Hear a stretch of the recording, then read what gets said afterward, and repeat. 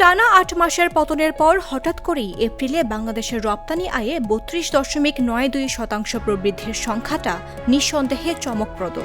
$৩০০ কোটি থেকে বেড়ে $৪০০ কোটি পৌঁছানো এই উল্লম্ফন অনেকের কাছে অর্থনীতির ঘুরে দাঁড়ানোর ইঙ্গিত। তবে প্রশ্ন হচ্ছে, এই প্রবৃদ্ধি কতটা টেকসই? রপ্তানি উন্নয়ন ব্যুরো বলছে, এটি বৈশ্বিক চাহিদা পুনরুদ্ধার ও দেশের রপ্তানি খাতের স্থিতিস্থাপকতার প্রতিফলন। যুক্তরাষ্ট্র ও যুক্তরাজ্যের মতো বড় বাজারে যথাক্রমে ৪৩ ও ২৩% প্রবৃদ্ধিও সেই দাবিকে শক্তিশালী করে। একই সঙ্গে শীর্ষ ২০টি বাজারেই ইতিবাচক প্রবৃদ্ধি, যা বাজার বৈচিত্র্যের ইঙ্গিত দেয়। কিন্তু মাঠ পর্যায়ের বাস্তবতা ভিন্ন ছবি তুলে ধরছে। রপ্তানিকারকদের মতে, মার্চ মাসে ঈদুল ফিতরের দীর্ঘ ছুটিতে উৎপাদন ও শিপমেন্ট কমে যায়। ফলে জমে থাকা চালান এপ্রিল মাসে একসঙ্গে নিষ্পত্তি হওয়ায় এই অস্বাভাবিক প্রবৃদ্ধি দেখা গেছে। অর্থাৎ এটি নতুন অর্ডার বা চাহিদা বৃদ্ধির ফল নয়, বরং সময়গত সমন্বয়। এই যুক্তিকে শক্তিশালী করে সামগ্রিক পরিসংখ্যানও। চলতি অর্থবছরে জুলাই এপ্রিল সময়ে মোট রপ্তানি আয় কমেছে প্রায় 2%।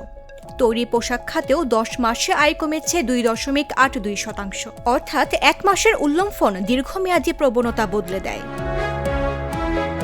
বিশেষজ্ঞরাও সতর্ক। তাদের মতে, প্রকৃত প্রবৃদ্ধি নির্ধারণে স্বাভাবিক সময়ের ধারাবাহিক তথ্য জরুরি।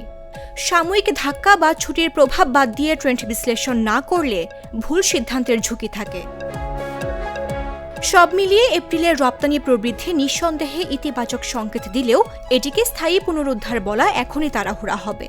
আগামী কয়েক মাসের ধারাবাহিক পারফরম্যান্সই বলে দেবে বাংলাদেশের রপ্তানি খাত সত্যিই ঘুরে দাঁড়াচ্ছে, নাকি এটি ছিল কেবলই এক মাসের রিবাউন্ড।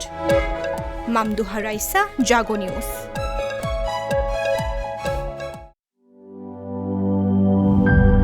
গ্লিটারের টুইন লেমন ও অ্যান্টিব্যাকটেরিয়াল ফর্মুলা বাসনকে চকচকে জীবাণুমুক্ত করে আমাদের দেয় গ্লিটার গ্যারান্টি।